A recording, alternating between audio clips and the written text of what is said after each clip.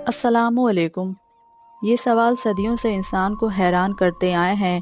क्या वाकई फ़रिश्ते ज़मीन पर आए? क्या इंसान और फ़रिश्तों की कोई औलाद थी? और अगर नहीं, तो निफेलियन का ज़िक्र कदीम किताबों में क्यों मिलता है? इन्हीं राज़ों को समझने के लिए हम एक ऐसी पुरस्रार तहरीर की तरफ रुजू करते हैं जो बाइबल का हिस्सा नहीं, मगर तारीख़ में गहरा असर रखती है, यानी किताब हनूक। किताब हनूक एक कदीम मजहबी मतन है जिसे हज़रत हनूक के नाम से मंसूब किया जाता है। हज़रत हनूक का ज़िक्र आसमानी रिवायत में एक गैर मामूली शख्सियत के तौर पर मिलता है, जिनके बारे में कहा जाता है कि वो अल्लाह के साथ चलते रहे और फिर दुनिया से उठा लिए गए, यानी इन्हें आम इंसानों की तरह मौत नहीं दी गई। इस्लामी अकीदे में हज़रत हनूक को हज़रत इदरीस अलैहिस्सलाम के तौर पर पहचाना जाता है, और कुरान में इनके बारे में ये आता है कि अल्लाह ने इन्हें बुलंद मुकाम अता फरमाया, मगर ये वाज़े नहीं किया गया कि इन्हें मौत नहीं दी गई।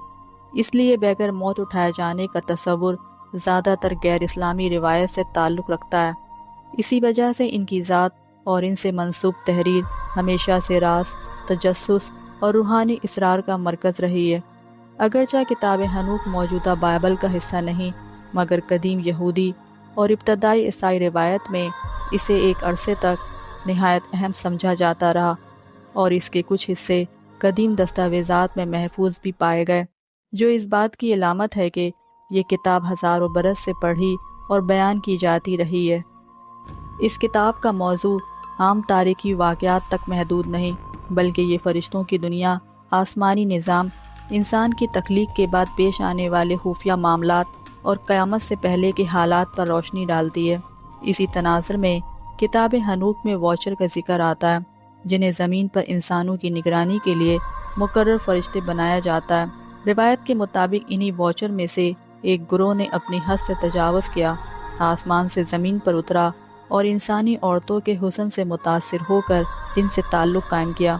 क्योंकि वो जानते थे ये अमल अल्लाह के हुक्म के ख़िलाफ़ है, इसलिए उन्होंने आपस में एक इज्तिमाई कसम खाई कि सब इस गुनाह में शरीक हों, ताकि कोई खौफ या पछतावे की वजह से पीछे ना हटें और ज़िम्मेदारी किसी एक पर ना आए।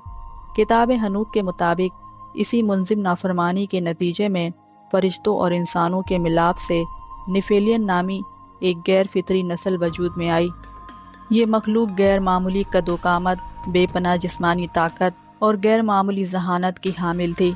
इब्तदा में इंसान इन्हें हीरो और मुहाफ़िज समझते रहे, मगर वक्त गुज़रने के साथ यही ताकत इनके लिए लानत बन गई।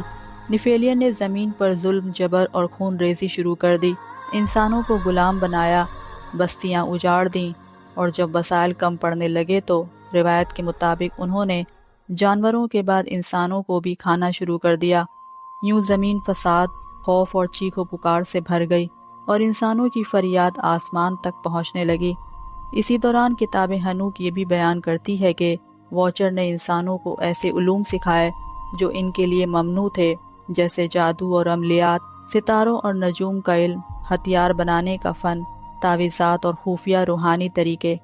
ये उलूम बज़ाहिर ताकत और तरक्की लाया, मगर इसके साथ गरूर, जंग और तबाही भी फैल गई और इंसान इखलाकी ज़वाल का शिकार होता चला गया।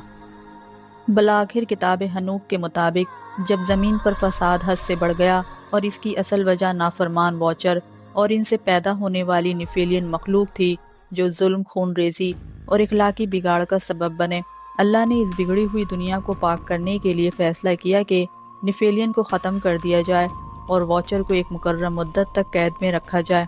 इसी इलाही फ़ैसले का ज़हूर अजीम तूफ़ान नूह की सूरत में हुआ, जो महज एक कुदरती आफत नहीं बल्कि अदल इलाही का इजहार था, जिसके ज़रिए ज़मीन को फसाद से पाक करके इंसानियत के लिए एक नई और पाकीज़ा शुरुआत की बुनियाद रखी गई। किताब हनूक को इल्हामी किताब तस्लीम नहीं किया जाता, बल्कि एक तारीख़ी और रिवायती मतन के तौर पर देखा जाता है।